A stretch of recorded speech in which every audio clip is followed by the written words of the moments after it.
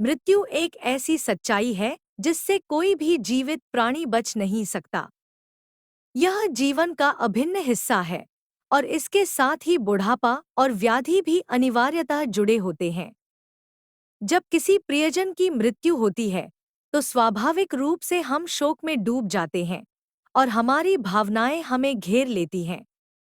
ऐसे समय में मूढ़ लोग यह नहीं सोचते कि यह घटना केवल उनके साथ नहीं हुई है। इस संसार में सभी प्राणी जन्म लेते हैं, उनका जीवन काल व्यतीत होता है और अंत में उनकी मृत्यु होती है। यह एक सार्वभौमिक सत्य है। हमारे पूर्वजों से लेकर आने वाली पीढ़ियों तक सभी इसी चक्र का हिस्सा हैं। बुद्धिमान लोग इस सच्चाई को स्वीकार करते हैं और इसे जीवन का हिस्सा मानकर जीते हैं। मूढ़ लोग अक्सर इस सत्य को नजरअंदाज कर देते हैं और सोचते हैं कि केवल उनके प्रियजन ही इस दुख का सामना कर रहे हैं। वे अपने दुख में इतने लिप्त हो जाते हैं कि इस सत्य को समझने में असमर्थ रहते हैं कि संसार का हर प्राणी मृत्यु के पाश में बंधा हुआ है।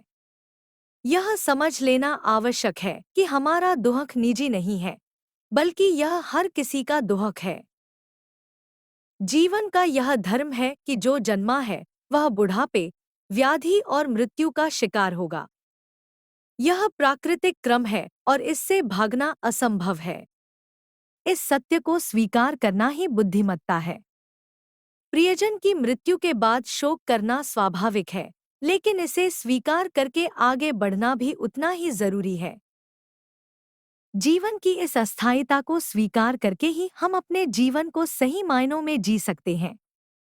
यह हमें सिखाता है कि हम अपने जीवन का हर पल महत्व दें, अपने प्रियजनों के साथ समय बिताएं और हर अवसर का आनंद लें।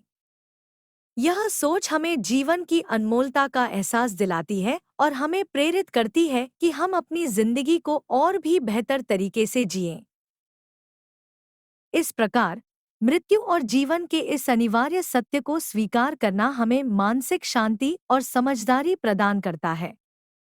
यह हमें सिखाता है कि हमें अपने प्रियजनों के साथ बिताए समय का महत्व समझना चाहिए और उनके जाने के बाद उनकी यादों को सहेजकर अपने जीवन